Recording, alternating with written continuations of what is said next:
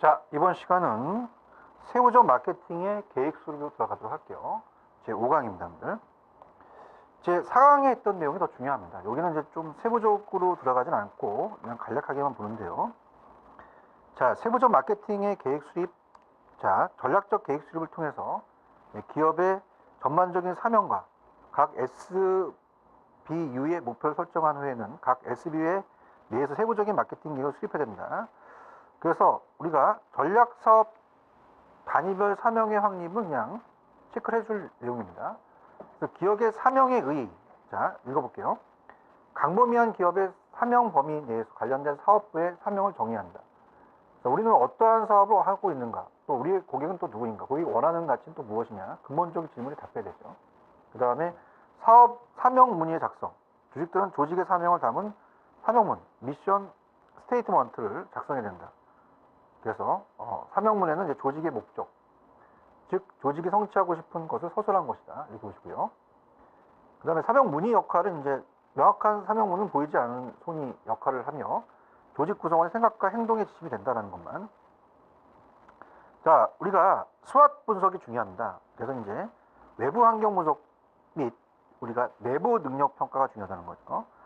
그래서 밑에 우리가 SWOT 분석 등을 통해서 외부 환경의 기회의 위협을 우리가 분석하고 전략 사업 단위별로 사업의 강약점을 분석합니다.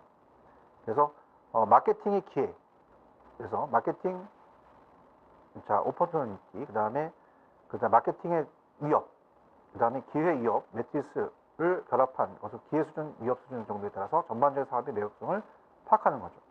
그래서 밑에 보시면 기회 수준이 고와 저, 그 다음에 위협 수준, 그래서 저와 고 이렇게 해서 이런 식으로 이제 이상형 업종, 특이형 업종, 성숙형 업종, 곤란형 업종.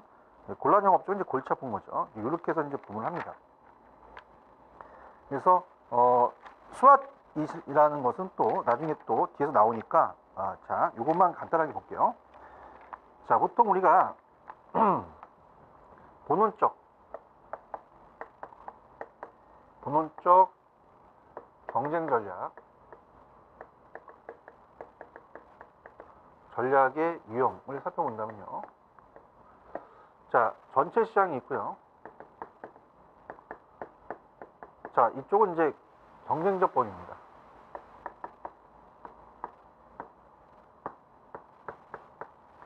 전체 시장이 있고 세부 시장이 있다.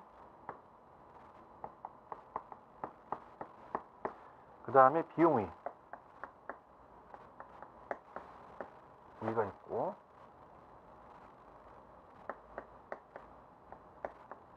그 다음에 고객이 인식하는 제품의 특성, 고객이 인식하는 제품의 특성이다. 자, 이렇게 봤을 때, 자, 여기가 이제 원가 우위죠. 원가 우위. 그 다음에 여기가 원가 우위 집중화. 우위 전략. 원가 우위에 집중화. 여기가 이제 차별화 전략. 차별화 전략.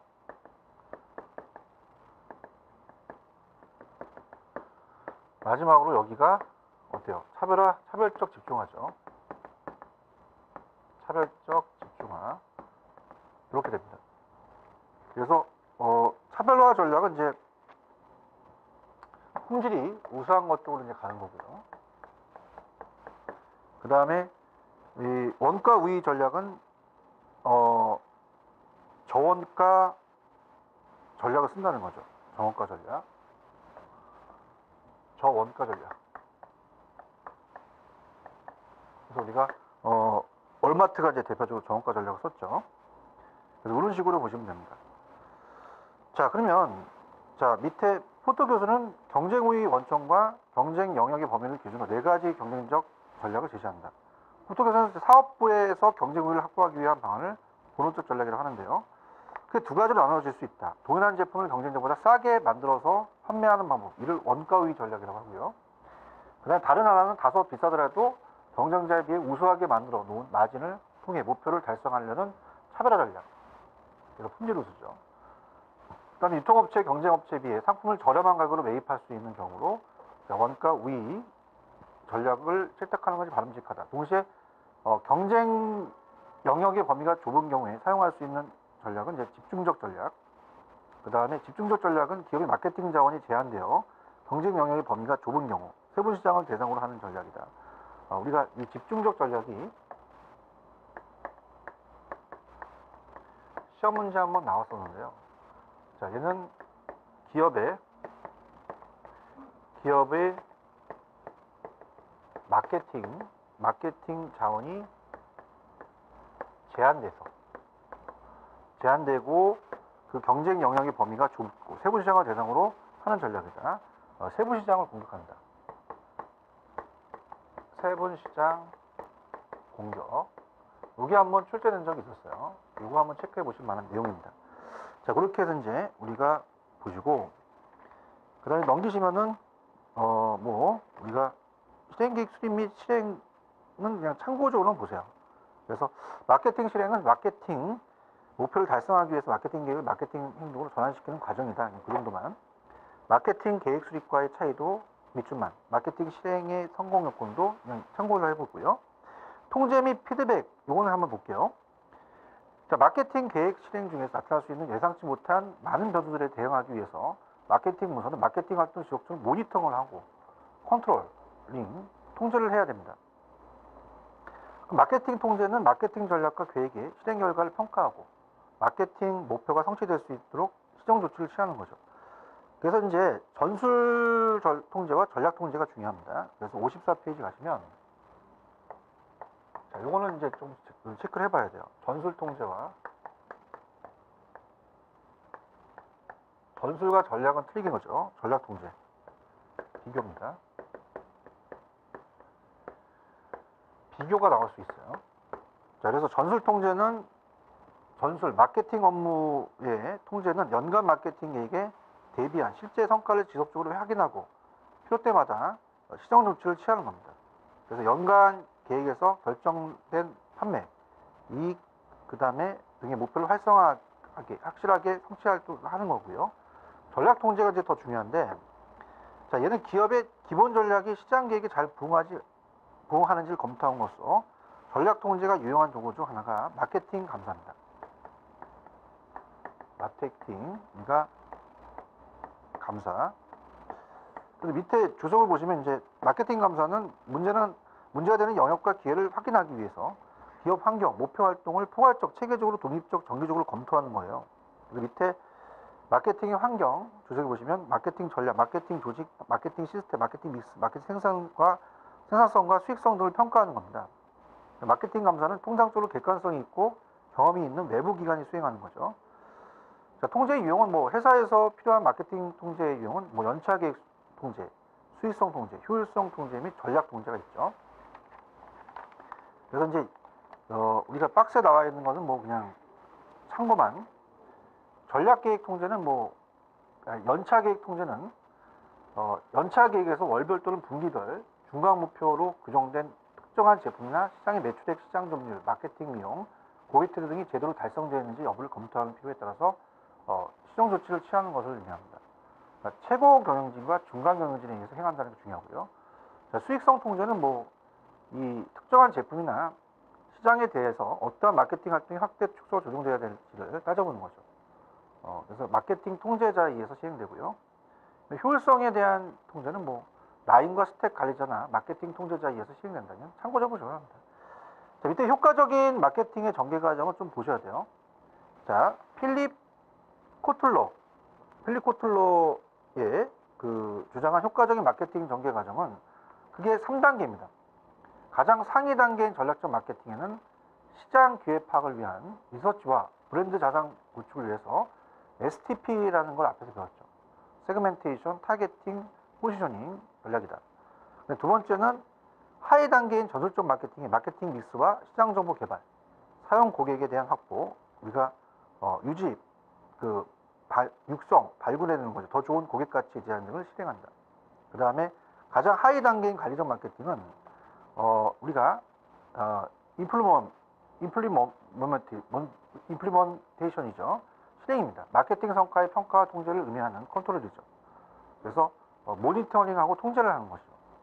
이렇게 해서 그냥 참고적으로 보시면 되고, 그 다음에 이제 넘기시면 환경 분석, 기업 능력 분석도 그냥 참고만. 자, 우리가 환경이 기업에 미치는 영향의 중요 요소는 환경의 변화가 어떻게 기업의 기회와 또 다른 기업의 위협을 작동할 수 있는지를 기인하고, 밑에 뭐 기업 능력 분석 같은 경우는 뭐 우리가 보유 자원의 분석과 조직 구조의 분석 이루어집니다. 조직 구조 분석은 이제 기업의 관리자의 종업원이 공유하는 뭐 가치관인 기업 문화에 관한 분석과 기업 내 기능, 부서 간의 관계에 관한 분석을 한다. 그래서 환경과 기업 내부에 우리가 그 능력의 결합이 이게 이제 중요해요. 스왓이죠, 스왓. 그래서 기업 환경 분석이라고 해서 강점, 약점 파악하고 기회, 위협 파악하죠. 그 스왓 분석을 좀 강하게 갈게요. 자, 이거는 조금 여러분들 필기를 해서 강하게 가도록 하겠습니다. 스왓 분석입니다. 자, 이거는 이제 우리가 기업, 환경 분석이라고 얘기를 해요. 그래서 우리가 강점, 약점, 기회, 위협이죠. 그래서 strength, 강점, weakness, 약점, opportunity, 기회, 스트레스가 이제 우리가 위험이라는 거죠. 그래서 이제 네 가지로 밑에 박스가 있습니다. 그래서 머리 글자로 기업 내부의 강점과 약점을 파악해서 환경의 기운을 포착해서 위험 요인을 회피하는 전략의 수립이 이루어져야 된다. 스왓 분석의 목적은 기회를 최대화하고 위협을 최소화해서 기업의 자원을 가장 효율적으로 사용하는 거죠. 그래서 이제 SW, 그 다음에 OT 이렇게 나눕니다. 이렇게 나눈다고 보면 돼요. 그래서 우리가 이건 SO, 그 다음에 WO, 그 다음에 이건 ST, 그 다음에 WT가 되겠죠. 그래서 여기 위가 내부적인 거라면, 자, 요거 밑에가 이제 그 외부적이다. 이렇게 봅니다. 자, 그래서 우리가 보게 되면은 어떻습니까? 이건 강점, 그 다음에 약점. 자, 그 다음에 기회와 위협이죠. 기회는 극대화해야 되고요. 자, 우리가 위협은 극소화를 해야 되죠. 최소화. 그래서 이거는 위협. 그래서 SO는 최적의 전략.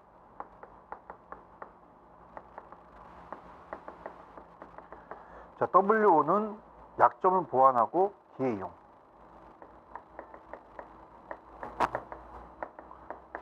기회를 이용하자.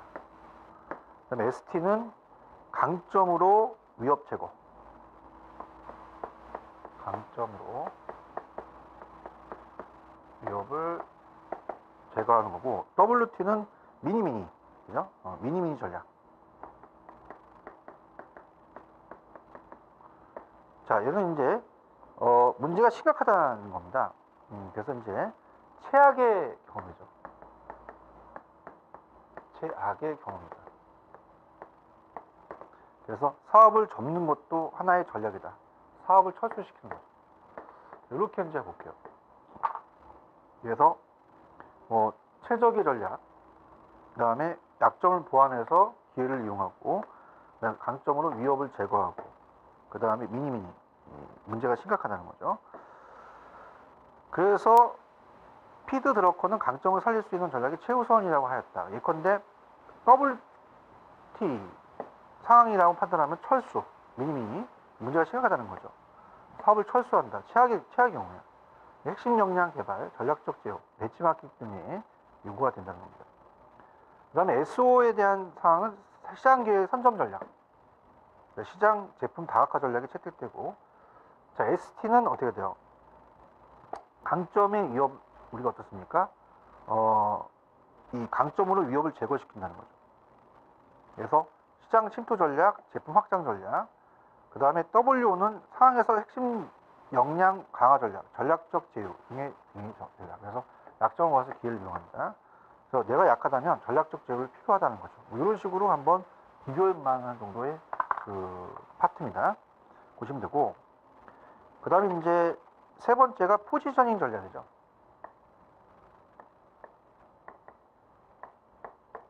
포지셔닝 전략.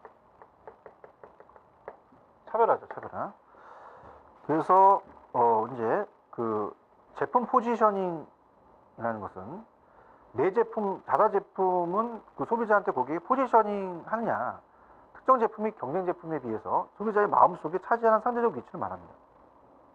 그래서 포지셔닝은 밑에 표적 시장에서 고객의 욕구를 파악해서 경쟁 제품에 비해 차별적을 갖도록 어떻습니까? 우리가 제품 개념을 정하고 소비자들의 지각 속에 적절히 위치시키는 노력입니다. 그래서 뭐 우리가 브랜드 이미지 같은 걸 살려야 되죠. 시장 세분화, 제품 차별화 두 개념이 잘 조화되어 제품 이미지를 창조함으로써 시장에서 위치를 확보해야 한다는 거죠. 그래서 어떻습니까? 우리가 브랜드 이미지, 시장에서 이제 우리가 뭐 맥도날드, 햄버거, 코카콜라, 나이키 뭐 이런 식으로 자리를 잡아야 된다는 겁니다. 재포지셔닝이라는 것은 포지셔닝이 잘못되었다고 판단된 경우 제품의 변경에 의하거나 또는 제품의 변경 없이 강모나 다른 마케팅 변수의 그 변경에 의해서 포지셔닝 위치를 변경한다는 것이다. 이렇게 보시면 되고요. 그 다음에 밑에 자, 포지셔닝의 전략에 대한 유형은 그냥 한번 살펴볼게요. 제품 속성에 의한 포지셔닝.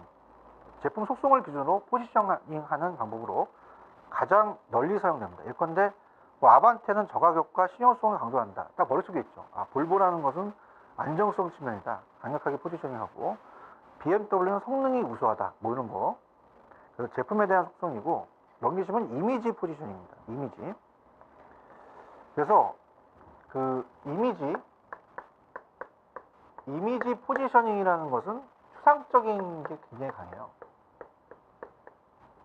추상적인 편익을 강조. 이게 키포인트가 됩니다. 그래서 맥심 커피는 뭐 가슴이 따뜻한 사람과 만난다. 뭐 이런 것들 참 재밌죠. 사용 상황이나 목적에 의한 포지셔닝. 제품이 사용될 수 있는 사항을 묘사해서 포지셔닝합니다. 예컨대 아멕스 카드는 카드가 사용되는 장소, 분실할 수 있는 사항을 통해서 신뢰성을 강조하고 있고요. 제품 사용자에 의한 4번 의한 포지셔닝. 제품이 사용자나 사용 계측을 이용해서 포지셔닝합니다. 예컨대 코카콜라는 젊은 층이 사용하는 모습을 오랫동안 광고했고요. 버드와이저는 젊은 남성, 노동자 계층이 주로 사용하는 맥주로 포지셔닝하죠. 경쟁 제품에 의한 포지셔닝. 소비자가 지각 속에 위치하고 있는 경쟁 제품과 명시적, 묵시적으로 비교하여 포지셔닝합니다. 세븐업이라는 사이다는 언콜라라는 단어를 사용해서 콜라의 대체품으로 위치를 강조했죠. 그래서 우리가 우리나라의 칠성 사이다도 비슷한 전략을 사용합니다. 콜라와 다른 깨끗하고 우리가 따라서 몸에 좀 이로운 음료라는 것을 강조한 거죠. 근데 뭐 결론적으로는 탄산음료이기 때문에 더 둘 다 몸에 해롭지만 사람들이 생각해야 되는 거죠. 포지셔닝입니다. 그 다음에 서비스 마케팅입니다. 58페이지. 자, 서비스 마케팅을 잘하자. 서비스 마케팅은 어떤 것이냐 좀 알아보겠습니다. 자, 서비스 마케팅은 이 서비스는 고객의 욕구 충족을 위해서 제가 지금 여러분들께 하는 것이 강의 서비스죠. 욕구 충족을 위해서 사람의 노력이나 뭐 설비 등을 통해서 제공되는 어떤 무형의 행위입니다. 활동을 얘기하는데 통신, 여행, 법률, 자본, 교육, 금융 서비스, 제품의 판매 등을 의미합니다. 이러한 서비스를 제공하는 개인이나 조직의 마케팅 활동을 서비스 마케팅이라고 하고, 그럼 서비스는 성과의 신호를 통해 고객의 만족을 제공합니다. 성과 만족은 이제 소비자가 서비스의 무형적 활동에서 제공된 성과를 경험하면서 얻는 호의적 감정을 말하죠. 서비스의 특성이 중요합니다. 서비스의 특성. 어떤 게 있을까? 자, 첫 번째는 이제 무형적. 그래서 만질 수 없다는 거죠. 그 다음에 제가 아는 강의 서비스가 여러분 듣고 나서 바로 소비하는, 내가 생산하면서 다시 바로 소비할 수 있는 이런 게 강의 서비스가 여기 대표적인 거예요. 동시에 소비할 수 있다. 그래서 비분리성이다. 그래서 지금 강의를 좀 듣고 있죠. 바로바로. 그 다음에 디귿은 이질성. 자, 매번 서비스가 다르다는 거죠. 매번 서비스가 다르다. 그래서 제품은 동질한데 제품은 동질성이 있는데 서비스는 다르다는 얘기예요. 품질이 상이하죠. 이런 게 또 나올 수가 있어요. 여기 서비스에 대해서 잡으셔야 됩니다. 그 다음에 소멸성. 자, 서비스는 저장할 수가 없죠. 그래서 운송, 숙박 이런 것들이 다 서비스에 관련된 거죠. 이런 것들 보시면 되고, 그 다음에 서비스 제공의 원천에 따른 서비스의 분류. 사람 중심의 서비스. 법률 자문, 교수의 강의, 뭐 이런 것들, 경비원의 경비. 설비 중심에 대한 서비스. 이게 이제 중요한데요. 설비 중심의 서비스가 운수업, 숙박업, 레저업이 들어가는데, 보통 우리가 그냥 의사의 의료 서비스가 아니라 치과 의사의 진료 같은 거는 설비 중심이에요. 이런 것들이 이제 우리 조금 이제 헷갈리는 거죠. 사람 중심이 아니라 설비 중심이다. 그러니까 의사의 그냥 의료 서비스는 사람 중심인데 여기에 치과 의사의 진료는 설비를 많이 이용한다는 얘기예요. 설비 중심. 이게 좀 어렵다고 그냥 보고요. 또 제품 관련 서비스는 제품 판매업이나 AS 같은 거죠. 서비스에 대한 우리가 생산성의 측정 방법은 그냥 참고만. 작업 측정법은 스톡워치법, 스톡워치로 하는 거. 워크 샘플링법, 예정 표준시간법. 총합 비교법은 이제 통계적 기법이나 수학적 프로그래밍 기법을 이용해서 비용과 산출을 측정해서 생산성 측정하는 방법. 품질 플러스법은 서비스 품질을 고려해야 측정하는 것은 실제 오차 연구법은 그냥 있다. 자, 우리가 이거 참고적으로 보시면 합니다. 그 다음에 이제 서비스 품질에 대한 이해입니다. 그래서 이제 넘겨보시면은 서비스 품질은 소비자에게 이해, 주관적인 인식된 서비스 품질을 의미한다. 서비스 품질은 서비스를 평가하는 과정 산출물이며 기재된 서비스에 지각된 서비스와의 차이에서 비롯됩니다. 그래서 어떤 이 갭이 작을수록 품질이 높죠. 그래서 굴론 루스는 서비스 품질을 기술적 품질, 기능적 품질, 그 다음에 통합적 이미지 나누었으며 여기서 기술적 품질이란 서비스 과정이 끝나고 남는 결과를 말하고 기능적 품질이란 서비스 과정의 품질을 말한다. 한편 서비스의 마케팅의 대표적인 학자인 파라슈마 등은 서비스 품질을 고객이 받을 것이고 기대하는 정도와 실제적 수행된 서비스의 성과를 나타내는 차이로 알 수 있다는 그 정도만 보세요. 그 다음에 서비스 품질의 속성은 탐색 속성, 제품의 구매 전에도 알 수 있는 제품의 특성, 미리 알 수 있다는 거죠. 색상, 스타일, 디자인, 이 외적인 특성과 가격, 상표 영예 등의 가식적인 특성을 말하고 경험 속성, 제품의 구매 전에는 쉽게 알 수 없고 소비하면서 또는 소비 후에 경험에 의해서 알 수 있고 그 다음에 신용 속성은 이제 건강진단, 증권투자 등의 서비스처럼 제품을 구매하고 서비스를 받은 후에도 쉽게 평가하기 힘든 속성 같은 걸 얘기합니다. 자, 서비스 품질 격차 모형 갭 분석 모형입니다.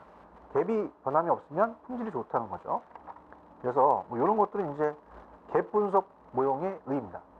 그래서 서비스 제품에 있어서 고객 만족은 고객이 구매 이전에 가지고 있던 기대 수준보다 실제 제공받는 서비스 품질이 크거나 별 차이가 없을 경우에 발생합니다.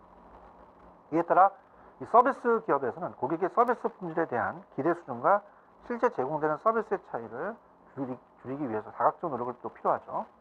자, 디귿번의 맨 마지막 오른쪽에 가시면은 맨 위에 61페이지 맨 위에 실제 고객의 기대와 충족 능력의 사이의 격차를 최대한 좁히는 것이 중요하다는 겁니다. 갭이 변화가 없으면 품질이 좋다는 거지.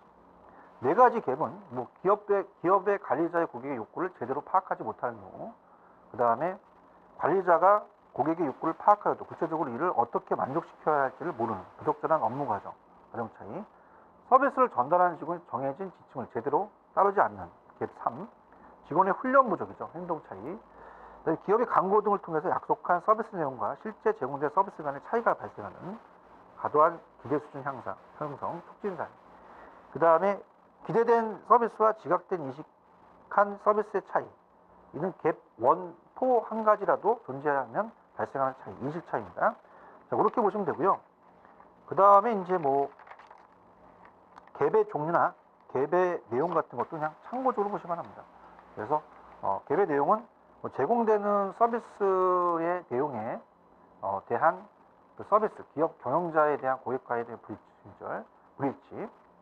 자, 3번의 갭의 모형의 평가는 좀 봐 주셔야 됩니다. 그래서 이 개념적 모형은 서비스 품질 개선하려는 관리자들에게 갭 5을 5를 줄이는 방법의 핵심이 바로 갭이 1부터 갭 4까지에 줄이는 것임을 보여주겠다. 그럼 갭 1에서 갭 4까지 중 하나 또는 그 이상의 갭이 어느 정도 큰가를 고객이 지적하는 서비스 품질의 순서를 변하게 되는데, 자, 그냥 제가 중요하지 않기 때문에 넘어왔어요. 근데 여러분들, 이건 이제 62페이지 가시면 서비스 품질에서 이게 중요합니다. 62페이지 가시면, 자,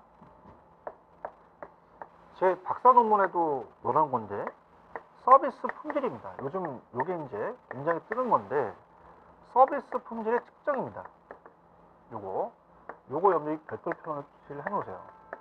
난이도가 요새 좀 어려워졌기 때문에 여기에 포커스를 내서 내릴 가능성이 커요. 그래서 이제 보통 우리가 이 서브콜이라고 합니다. 서브콜. 자, 그래서 요게 이제 모형이 중요합니다. 서브콜 모형. 그래서 이 서비스와 퀄리티를 합친 말이에요. 그 서비스에 대한 고객의 만족도를 측정하기 위한 도구입니다. 그래서 이 니은의 파라슈라마는 고객들은 서비스 품질을 평가하는 것이 제품 품질을 평가하는 것보다 어렵고, 서비스 품질 지각은 실제 서비스 성과에 대해 고객이 어떻습니까? 갖는 기대와 비교하는 결정되며, 품질의 평가는 서비스의 결과만으로 이루어진 건 아니다. 그 서비스 전달 과정에서 함께 포함된다는 거죠. 그래서 우리가 이 10개의 차원을 5개의 차원을 또 정리해서 새로이 또 제시했어요. 그래서 이게 중요합니다. 여러분들. 신뢰성이 있고요. 5가지가 중요해요. 그 다음에 확신성. 그 다음에 어떻습니까? 그래서 앞자만 따서 R, A, T, E, R이죠. 확신성, 신뢰성, 확신성, 유용성. 그 다음에 공감성. 그 다음에 대응성. 자, 이건 중요하기 때문에 이 5가지의 오지선다로 딱 나오기 좋습니다. 그래서 요거는 이제 한번 볼게요. 우리가 내용을 한번 보겠습니다. 그래서 얘는 이 신뢰성이라는 건 서비스의 신뢰를 바탕으로 정확하게 업무를 수행하는 능력이 있느냐. 그 다음에 이제 고객에게 있어서 예를 들어서 제가 이제 SSM의 마켓에서 논문을 썼잖아요. 그럼 거기 있는 직원이 확실성, 고객에 대해 직원의 능력, 예절, 신밀성, 안정성을 전달하는 능력. 유용성은 눈으로 구분 가능한, 그러니까 유용은 눈이에요. 보이는 거. 눈 나오면 유용 찍으시면 돼요. 설비, 눈으로 구분 가능한 설비나 장비 등 물리적으로 구성되어 있는 외양. 공감성, 고객에게 제공하는 개별적인 배려와 관심. 대응성, 고객에게 언제든지 준비된 서비스를 제공하겠다는 거. 그래서 이 서브콜은 최초 개발 이후 서비스 품질을 측정하는 연구하는 도구로서 가장 많이 이용되어 왔으며 가장 일반화된 모형으로 평가되고 있습니다. 서브콜은 서비스 기업의 고객의 기대와 평가를 이해하는데 사용할 수 있는 5가지 차원의 다문항 속도로 이루어지면서 각 차원들은 4-5개의 문항으로 측정된 후 또 22개의 문항으로 또 구성됩니다. 제가 이제 그거를 설문지로 조사를 만들었거든요. 그래서 소매업의 서비스 품질이라는 것은 밑에 리테일 서비스 퀄리티에 대한 그 의의는 1996년에 유통학경에 적합한 서비스 품질을 측정하기 위해서, 이거 중요합니다. 한 도구로서 이 RSQ 줄여서 개발되었다. 그럼 RSQ는 물리적 특성과 신뢰성, 고객과의 상호작용 문제 해결, 정책 등 5가지 차원으로 이루어진다. 그래서 구성 요소는 물리적 특성이에요. 유형 설비에 대한 개념, 시설 편의, 어떤 시각적인 진열이 잘 되어 있느냐, 신뢰성, 약속 같은 게 중요하죠. 고객과의 상호작용, 그래서 확실성, 반응성, 공감성에 대한 개념들이 일부를 포함하면서 우리가 상호작용을 쇼핑과 관련된 확신성, 친절성 2개의 차원으로 파악하고, 쇼핑 관련 확신성은 조업원의 지식, 배려, 쇼핑의 편안함을 의미합니다. 친절성은 조업원의 신속한 서비스와 고객에 대한 관심을 의미한다. 이렇게 보시면 합니다. 그래서 이쪽 파트가 조금 디테일하기 때문에 좀 어려워요. 그래서 여기까지 끊고 우리가 지금 5강에서 봤죠. 그래서 6강에 대해서 우리가 서비스 프로세스 매트리스 모형은 6강에서 해드리도록 하겠습니다. 그래서 지금 봤던 내용들 중에서 52페이지에서는 오른쪽 53페이지 경쟁력 우위 요소라든지, 그 다음에 뭐 넘기시면은 56페이지 수학 분석 같은 거, 그거 위주로 좀 공부를 해 놓으세요. 그 다음에 제가 제 논문에도 기재를 한 62페이지 서브콜의 5가지 차원을 꼭 여러분들이 숙지하시기 바랍니다. 자, 좀 쉬었다가 6강 가도록 하겠습니다. 쉬었다 가시죠.